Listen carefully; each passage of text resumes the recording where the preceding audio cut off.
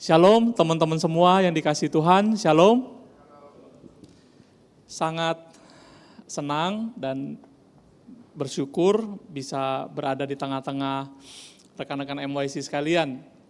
Saya ingat sekali bagaimana MYC ini sejak mula pertama kali dibentuk, dibangun untuk menjawab kebutuhan kerohanian ibadah dari anak-anak muda di gereja kita.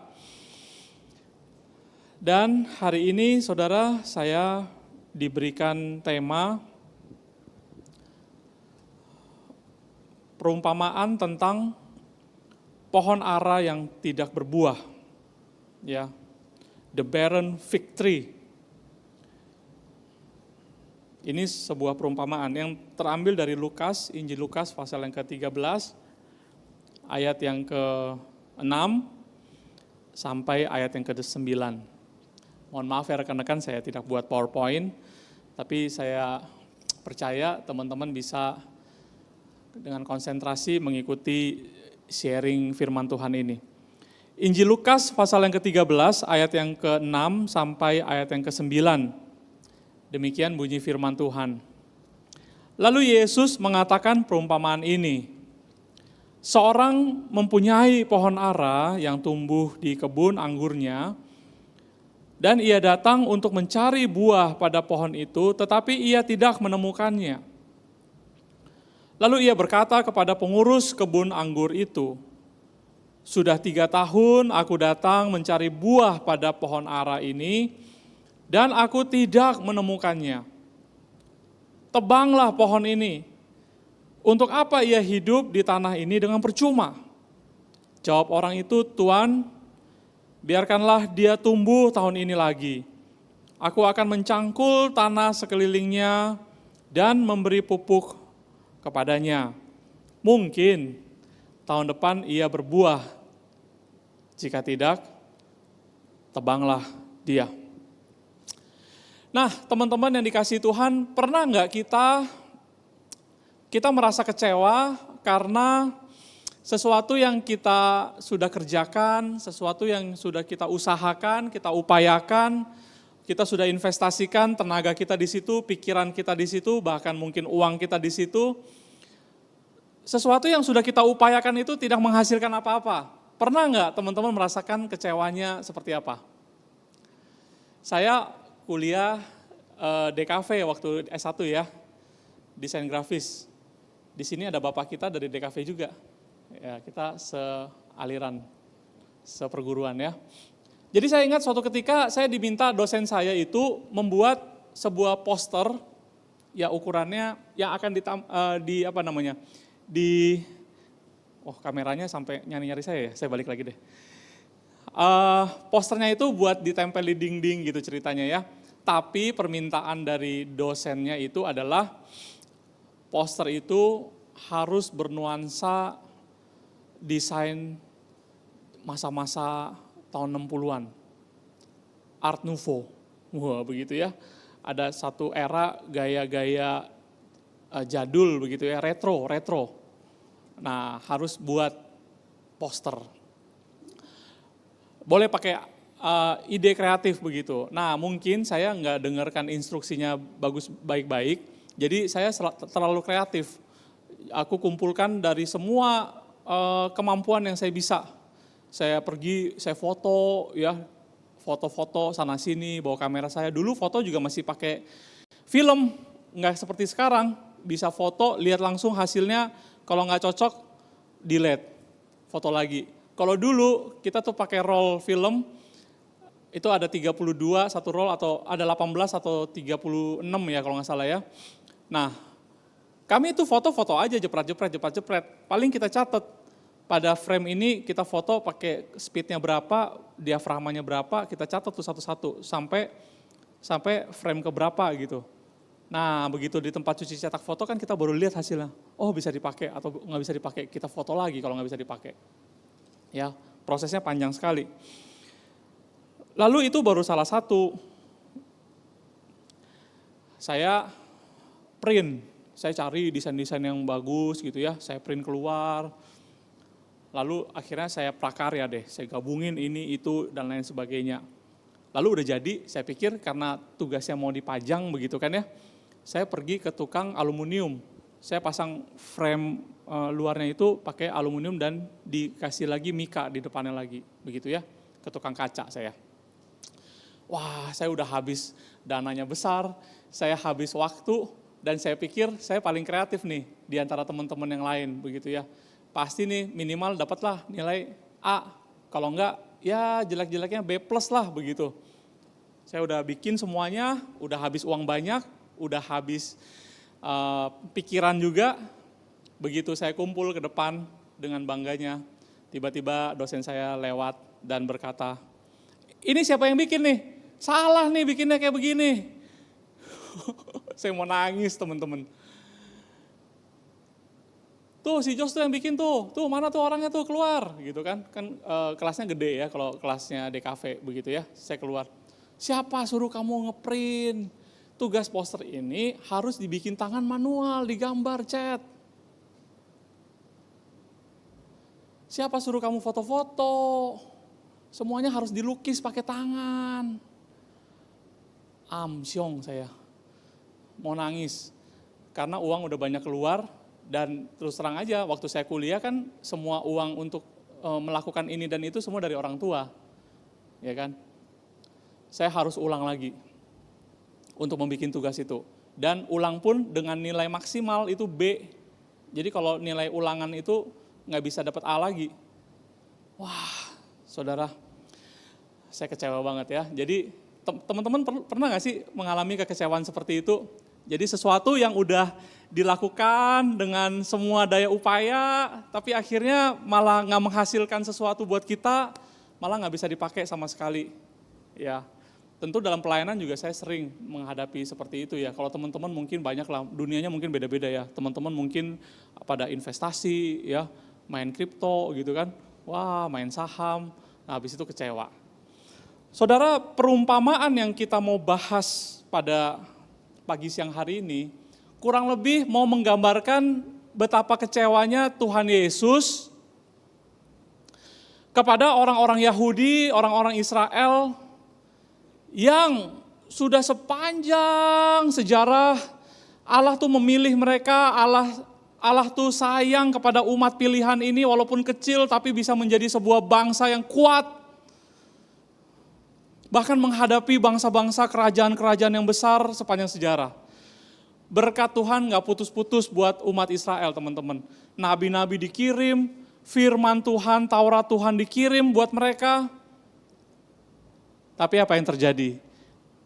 Apa hasilnya teman-teman? Jadi bisa dibilang investasinya udah maksimal yang Tuhan Allah sudah berikan buat mereka. Tapi hasilnya apa? Hasilnya adalah ketika Tuhan Yesus lahir dalam dunia, malah Tuhan Yesus juga ditolak oleh mereka. Oke, jadi kalau kita lihat perumpamaan yang Tuhan Yesus berikan, Tuhan Yesus bilang seorang mempunyai pohon ara yang tumbuh di kebun anggurnya. Dan yang mempunyai kebun itu, jadi dia punya kebun anggur, ditanam pohon ara. Itu katanya sangat cocok. Kenapa? Karena anggur itu kan adalah tumbuhan yang tidak langsung berakar pada tanah, ya kan? Dia kan dibikin pagar atau dibikin pada tumbuhan yang lainnya. Jadi sebenarnya tanah yang di kebun anggur itu relatif subur. Jadi pohon ara ditanam di kebun anggur sebetulnya harusnya hasilnya maksimal karena nggak berebutan nutrisi dari tanah itu. Tapi dikatakan si pemilik pohon ara ini dia udah investasi dan dia datang kembali 3 tahun berikutnya, sudah 3 tahun aku datang mencari buah pohon ara ini dan tidak menemukannya. Nah, dalam hal ini kita mendapat poin yang pertama, teman-teman. Poin yang pertama adalah Tuhan itu ternyata memperhatikan pertumbuhan. Tuhan itu dia memperhatikan pertumbuhan. Dia pengen sekali melihat anak-anaknya bertumbuh. Ya. Tuhan sangat concern sama progres. Tuhan sangat memperhatikan ada kemajuan. Ya. Dan itu dinantikan sama Tuhan. Tahun ini kan gereja kita Setelah pandemi, setelah dipulihkan, kita balik ke gereja, dan kita mau jemaat-jemaat Immanuel termasuk juga kaum muda di tempat ini, kita mau jemaat itu kembali bertumbuh. Selama pandemi kita berjibaku, bergumul, kerohaniannya masing-masing, nggak tahu di rumah beribadahnya bagaimana, nggak ketemu teman secara langsung. Tetapi setelah balik ke gereja, kita berharap yuk kita bertumbuh lagi yuk sama-sama. Kenapa sih kita mengangkat tema pertumbuhan iman, teman-teman semua? Karena ini firman Tuhan. Tuhan memperhatikan, Tuhan mengharapkan, Tuhan menantikan pertumbuhan kita, teman-teman semua. Tuhan perhatiin loh, jangan pikir nggak ada yang perhatiin pertumbuhan iman kita semua. Nah sekarang pertanyaannya apa sih yang dimaksud dengan pertumbuhan iman? Pertumbuhan iman itu sederhananya adalah sejauh mana relasi kita pribadi dengan Tuhan. Itu sederhananya. Sejauh mana, sedalam apa relasi kita dengan Tuhan. Sekonek apa kita sama Tuhan di dalam hidup kita sehari-hari. Itu pertumbuhan iman. Ya. Tetapi dalam arti luas, ya, pertumbuhan iman itu kan kemudian dinyatakan oleh beberapa tanda-tanda. Kalau kita dekat relasi sama Tuhan, tentu dong hari Minggu kita menghormati dan mengkuduskan hari Sabat. Kita datang ke gereja. Kalau kita punya relasi yang dekat dengan Tuhan, pasti kita tahu Tuhan mau kita datang menyembah Tuhan, memuji Tuhan di gereja, kembali ke gereja. Dan banyak lagi turunannya. Kalau kita mau benar-benar bertumbuh, setiap hari tentu dong ada waktu yang kita siapkan untuk berelasi dengan Tuhan di tengah-tengah kesibukan kita. Pasti dong kita siapin waktu untuk berkata-kata, berdoa, atau mendengarkan suara Tuhan. Tuhan mau bicara apa melalui firman-Nya. Pasti ada dong. Kalau kita dekat relasinya sama seseorang, pasti kalau bisa sesering mungkin saya akan menghubungi dia dan saya akan bercakap-cakap dan berbicara dengan dia. Sesering mungkin WhatsApp saya akan saya kirim terus. Kalau nggak dibales, saya tanyain, ayo dong, hai, yuhu, kenapa nggak bales? Ayo dong, ping, gitu kan. Kalau dia ada di dalam hati kita dan pikiran kita, termasuk juga Tuhan. Kalau Tuhan ada dalam pikiran kita, nggak mungkin nggak ada sesuatu yang kita nggak akan lakukan begitu, ya. Nggak mungkin kita bisa nggak lakukan apa-apa terus kita bilang Tuhan ada di hatiku, nggak mungkin. Pasti ada sesuatu yang kita lakukan setiap hari untuk Tuhan.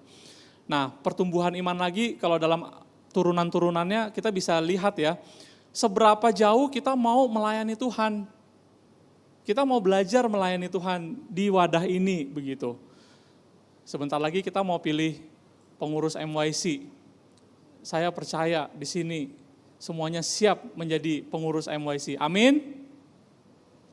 Nah, itulah survei singkat pertumbuhan iman anak-anak MYC begitu ya. Jadi kalau yang namanya bertumbuh pasti ada yang namanya progres, kemajuan. Ya, yang pertama relasi kita sama Tuhan begitu. Lalu relasi kita sama sesama kita. Ya kan? Kalau kita ini bertumbuh, pasti dong kita ini akan berbuah. Dan buahnya itu adalah Tuhan mengharapkan buahnya itu buah yang pertama, buah yang manis. Yang kedua, buah yang lebat. Jadi ingat ya teman-teman, dari perumpamaan ini yang pertama, poin pertamanya kita tadi dapat, Tuhan memperhatikan pertumbuhan. Jangan pikir nggak ada yang perhatiin pertumbuhan iman kita. Teman-teman berdoa, nggak berdoa, syukur-syukur nggak ditanyain pengurus atau pembina, ya kan? Nggak ada yang tahu, saya berdoa apa enggak, sebodoh amat urusan saya. Hari ini firman Tuhan bilang loh, Tuhan perhatikan. Setiap saat Tuhan nungguin, Tuhan menantikan, kita bertumbuh nggak nih? Tuhan memperhatikan loh pertumbuhan iman kita. Mau saudara mau berdoa, mau nggak berdoa, firman Tuhan hari ini bilang, dia mengamat-amati dan dia nantikan pertumbuhan iman kita.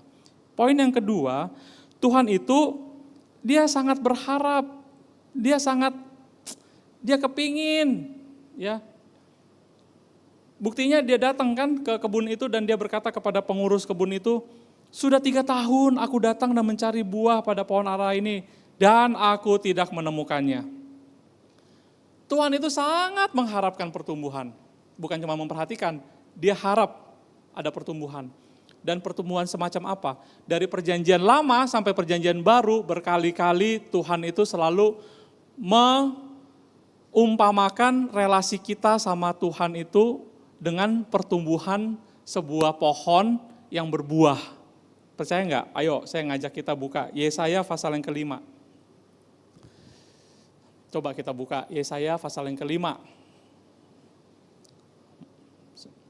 Buka ya, ayat yang pertama.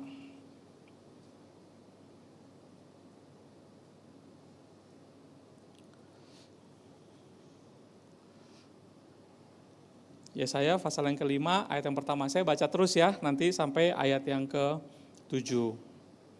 Aku hendak menyanyikan nyanyian tentang kekasihku. Nyanyian kekasihku tentang kebun anggurnya. Kekasihku itu mempunyai kebun anggur di lereng bukit yang subur. Ia mencangkulnya dan membuang batu-batunya dan menanaminya dengan pokok anggur pilihan. Ia mendirikan sebuah menara jaga di tengah-tengahnya dan menggali lubang tempat memeras anggur. Lalu dinantinya supaya kebun itu menghasilkan buah anggur yang baik. Tetapi yang dihasilkannya ialah buah anggur yang asam. Maka sekarang hai penduduk Yerusalem dan orang Yehuda, adililah antara aku dan kebun anggurku itu. Apakah lagi yang harus diperbuat untuk kebun anggurku itu, yang belum kuperbuat kepadanya? Aku menanti supaya dihasilkannya buah anggur yang baik. Mengapa yang dihasilkannya hanya buah anggur yang asam? Maka sekarang aku mau memberitahukan kepadamu apa yang hendak kulakukan kepada kebun anggurku itu. Aku akan menebang pagar durinya sehingga kebun itu dimakan habis. Dan melanda temboknya sehingga kebun itu diinjak-injak. Aku akan membuatnya ditumbuhi semak-semak, tidak dirantingi dan tidak disiangi. Sehingga tumbuh putri malu dan rumput, aku akan memerintahkan awan-awan supaya jangan diturunkannya hujan ke atasnya. Sebab kebun anggur Tuhan semesta alam ialah kaum Israel dan orang Yehuda ialah tanaman-tanaman kegemarannya. Dinantinya keadilan, tetapi hanya ada kelaliman. Dinantinya kebenaran, tetapi hanya ada keonaran. Ini firman Tuhan, teman-teman semua. Tuhan menghendaki anak-anaknya, dalam hal ini orang Israel. Ya kita kan orang-orang Israel rohani bukan? Kita yang ditebus oleh Tuhan juga. Tuhan menghendaki anak-anaknya itu bisa bertumbuh dan berbuah. Dan buahnya itu manis rasanya. Dan itu bisa dinikmati oleh orang lain. Menjadi berkat bagi orang lain. Tuhan mau memberkati bangsa-bangsa melalui kehadiran kita. Kita hanya menjadi alat bagi saluran berkat Tuhan. Buah yang kita hasilkan itu manis rasanya, bisa dinikmati orang. Maksudnya itu ya, buah yang manis itu supaya dinikmati orang, menjadi berkat. Dan Tuhan senang kalau punya kebun anggur yang hasil buahnya itu manis. Tetapi sejarah menceritakan bangsa Israel ini bangsa yang bebal, bangsa yang tegar tengkuk, bangsa yang keras kepala, yang dinantikan kebenaran, yang dihasilkan keonaran, yang suka buat onar. Padahal Tuhan sangat mengharapkan orang Israel itu melalui bangsa ini kebenaran Tuhan dinyatakan. Ya kan, hukum diturunkan kepada orang Israel. Tetapi buahnya asam. Nah, kalau teman-teman kita compare ya kepada perkataan Tuhan Yesus di Yohanes pasal yang ke-15 tentang pokok anggur yang benar, kan kita sudah pernah, coba kita buka aja deh ya supaya kita refresh. Yohanes 15, Injil Yohanes 15 ayat yang pertama dan seterusnya saya bacakan ya. Akulah pokok anggur yang benar dan Bapakulah pengusahanya. Setiap ranting padaku yang tidak berbuah dipotongnya, dan setiap ranting yang berbuah dibersihkannya supaya ia lebih banyak berbuah. Kamu memang sudah bersih karena firman yang telah kukatakan kepadamu. Tinggallah di dalam aku dan aku di dalam kamu, sama seperti ranting tidak dapat berbuah dari dirinya sendiri. Kalau ia tidak tinggal pada pokok anggur, demikian juga kamu tidak berbuah jikalau kamu tidak tinggal di dalam aku. Akulah pokok anggur dan kamulah ranting-rantingnya. Barang siapa tinggal di dalam aku dan aku di dalam dia, ia berbuah banyak, sebab di luar aku kamu tidak dapat berbuat apa-apa. Barang siapa tidak tinggal di dalam aku, ia dibuang keluar seperti ranting dan menjadi kering, kemudian dikumpulkan orang dan dicampakkan ke dalam api lalu dibakar. Jikalau kamu tinggal di dalam aku dan firmanku tinggal di dalam kamu, mintalah apa saja yang kamu kehendaki dan kamu akan menerimanya. Dalam hal inilah Bapa-Ku dipermuliakan, yaitu jika kamu berbuah banyak dan dengan demikian kamu adalah murid-murid-Ku. Nah, Tuhan Yesus mengatakan apa definisi dari murid Kristus yang sejati itu adalah kalau kita tinggal di dalam Dia, tinggal di dalam firman-Nya, tinggal di dalam kita, dan kita berbuah banyak, dinikmati orang. Itu definisi disciple dari Tuhan Yesus, murid Kristus buat kita. Oke, jadi sekarang kalau di poin yang kedua kan tadi saya katakan Tuhan mengharapkan pertumbuhan. Pertumbuhan semacam apa yang Tuhan harapkan itu? Tentu adalah pertumbuhan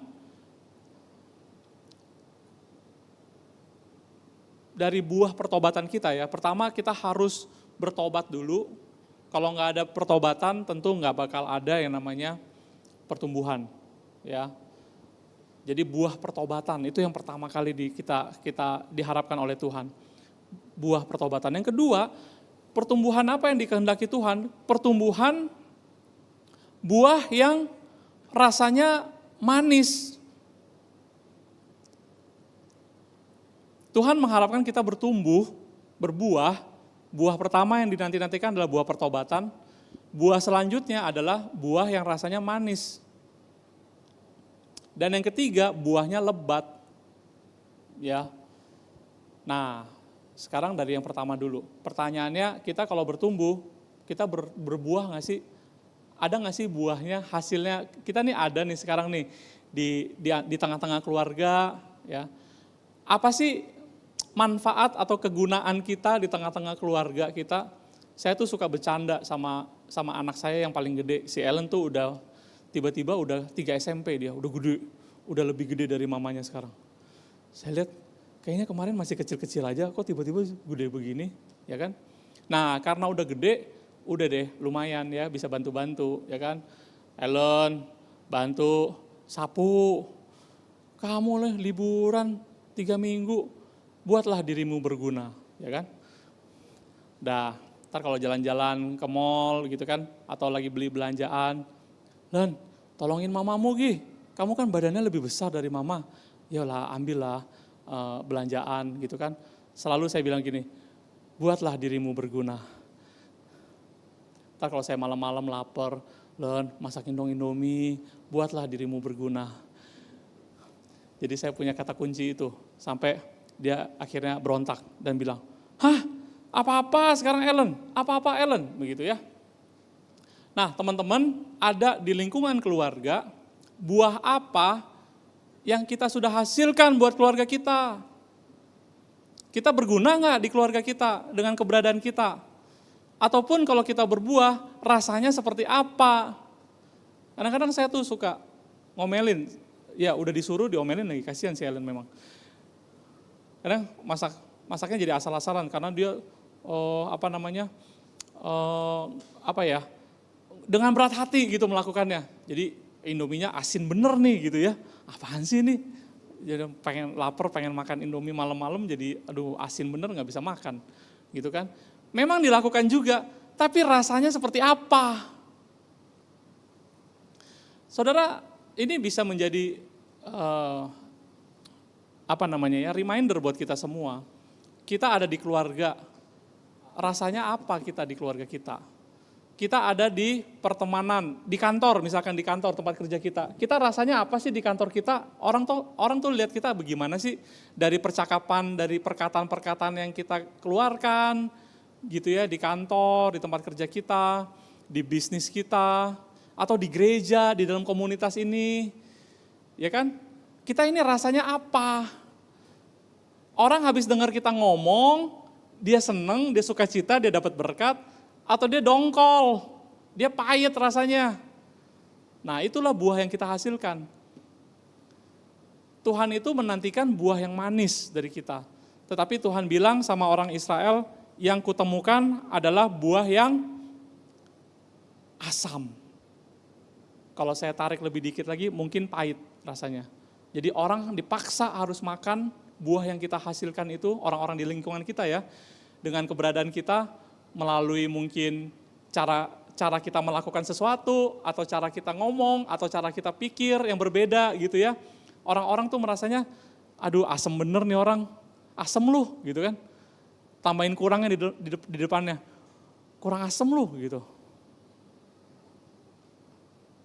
Jadi Tuhan menghendaki pertumbuhan dan buah untuk kita hasilkan. Pertanyaannya, buah seperti apa yang kita sudah hasilkan? Tuhan maunya yang manis. Dan bukan cuma manis teman-teman. Kalau cuma manis, keluar tuh manis. Tapi 10 tahun sekali baru keluar 1 butir yang manis. Lama bener. Tuhan maunya tuh manis dan lebat. Waduh, itu tuntutannya luar biasa ya. Tuhan mau kita ini berguna bagi orang di sekitar kita, bagi keluarga kita, bagi teman-teman kita, bagi teman gereja, teman bisnis, usaha pekerjaan kita. Tuhan mau kita rasanya manis dan itu lebat. Artinya kita punya aura positif yang luar biasa menjadi berkat. Orang kalau ketemu kita pagi, siang, malam, orang itu merasakan, wah enak deh kalau saya deket-deket dia.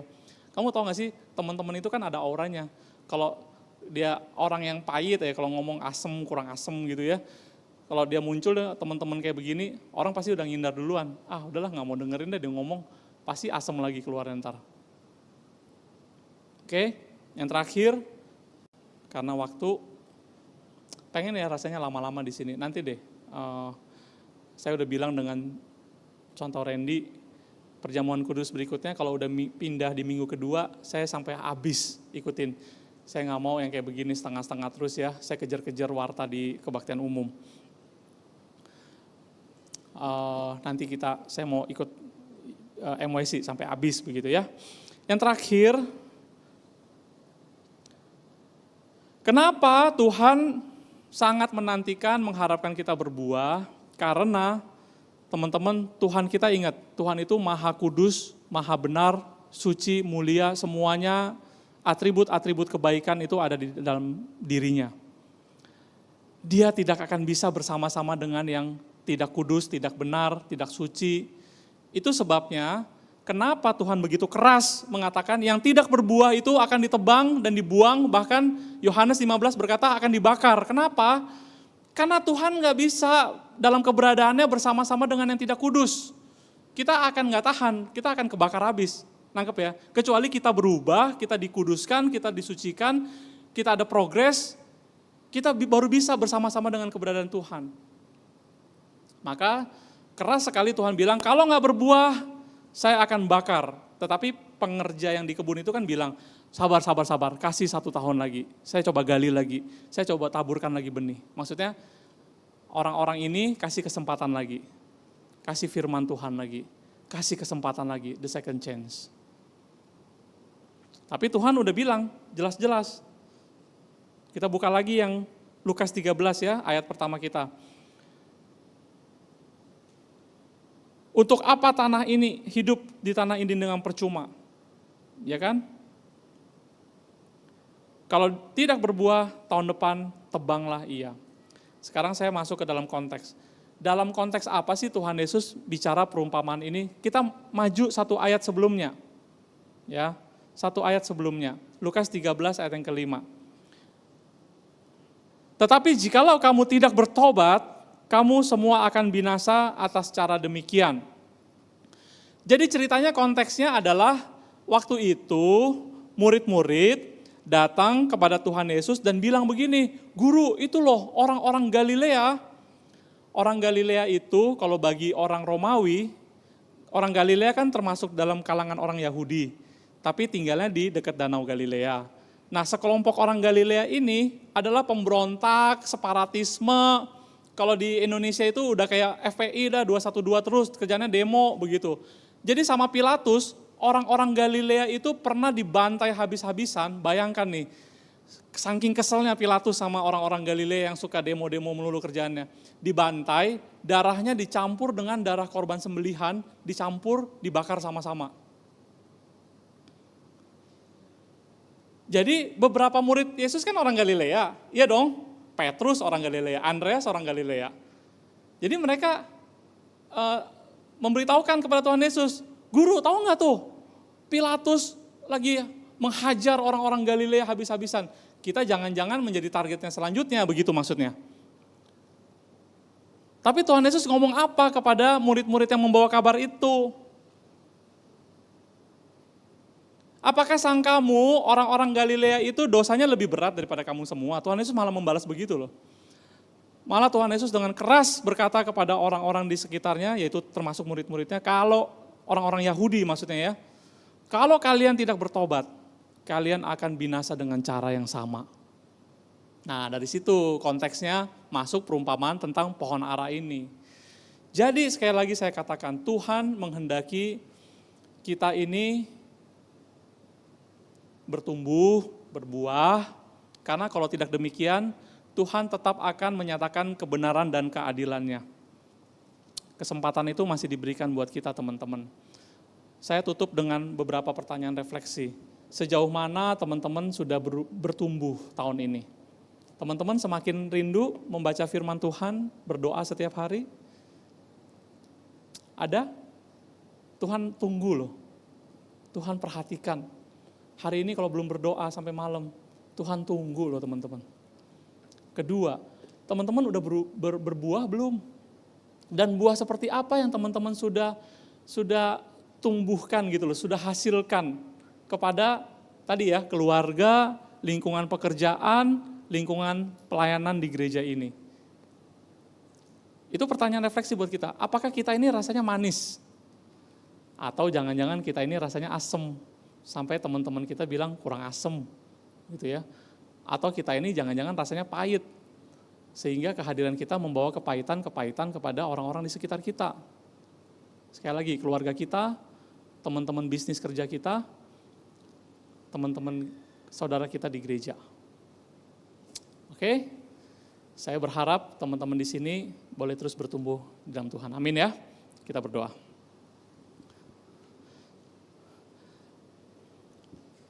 Tuhan, terima kasih melalui perumpamaan pohon ara yang tidak berbuah, kami diingatkan bagaimana Tuhan Engkau menghendaki, memperhatikan kami untuk berbuah, kami untuk bertumbuh ya Tuhan. Berkatilah teman-teman MYC di dalam setiap pergumulan yang dihadapi, melalui kehadiran mereka ya Tuhan, berkat-Mu tercurah. Melalui kehadiran mereka, di mana-mana mereka berada, ada buah-buah manis yang dihasilkan dan buah itu lebat. Berkatilah firman-Mu, materaikanlah ya Tuhan di dalam hati kami yang terdalam, Roh-Mu yang kudus, menguatkan kami melakukannya. Kami bersyukur dan berdoa di dalam nama Tuhan Yesus. Amin. Tuhan memberkati.